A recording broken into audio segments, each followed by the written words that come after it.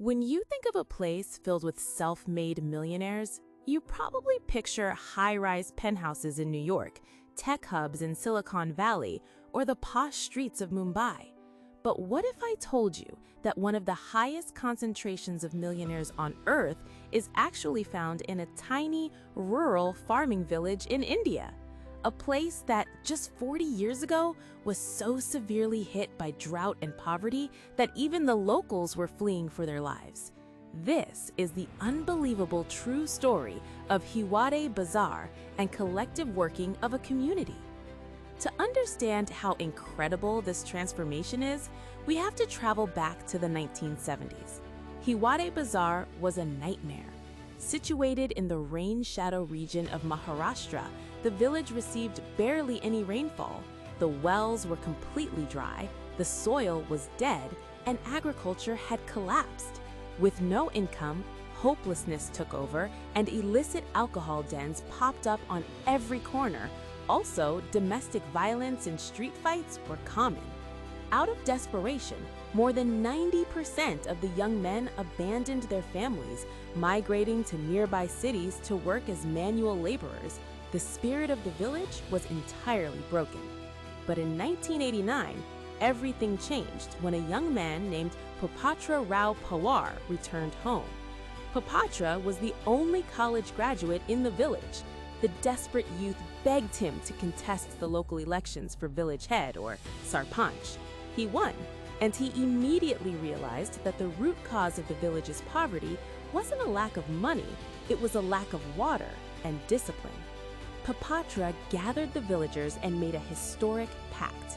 He promised to bring development, but only if the community agreed to follow 5 non-negotiable rules for the greater good: a total ban on alcohol and drugs, a ban on grazing livestock freely to protect growing plants, a ban on cutting down trees, family planning to manage resources, and shramdan, meaning donating voluntary physical labor to build the village infrastructure.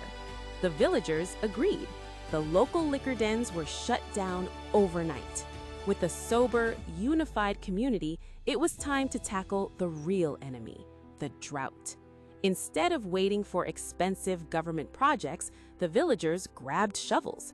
Using shramdan, they built 40,000 contour trenches across the surrounding hills to trap every single drop of seasonal rainwater.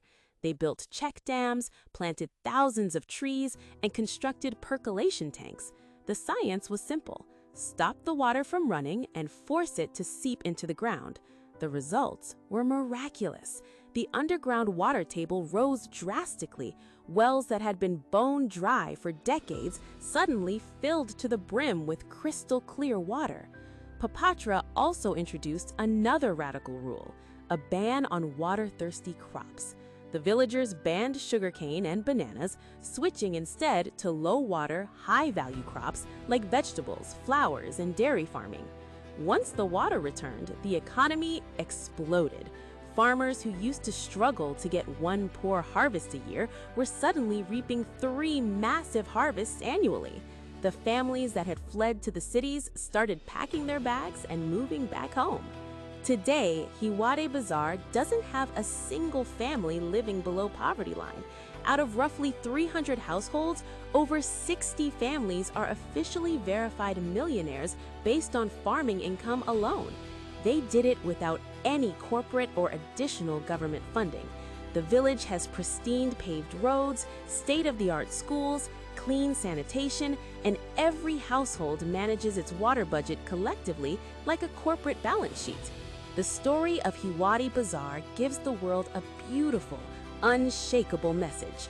True wealth is never just about money. It's about ecological balance and community participation. We live in a world that teaches us to exploit nature for quick profits and to look out for ourselves. But Hiware Bazar proved that when a community works together to heal the earth rewards them by lifting everyone out of poverty together. They didn't change their fate by changing their geography. They changed it by changing their mindset. Tell me, what is one small change your local neighborhood could make if everyone worked together?